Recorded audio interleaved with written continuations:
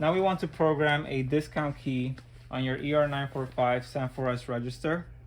This discount key in particular, we want to make it an open discount, but as a percentage, as opposed to a dollar discount. So let's go to program mode and begin. Your flowchart is 70 subtotal. After this, you're ready to put in this sequence. The sequence is 012 followed by 3 zeros. This sequence is going to tell your function key and the register that it will be a percentage discount for one item.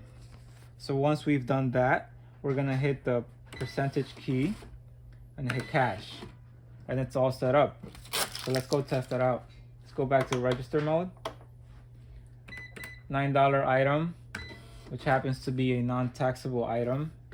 And before I go to my subtotal screen, I want to do the discount. It's an item discount, so keep that in mind. I want to take away 10%, so 10, and the function key of 1%. So that'll take away 90 cents of my sale. Now I'm ready to receive payment, and you've done a discount for an item.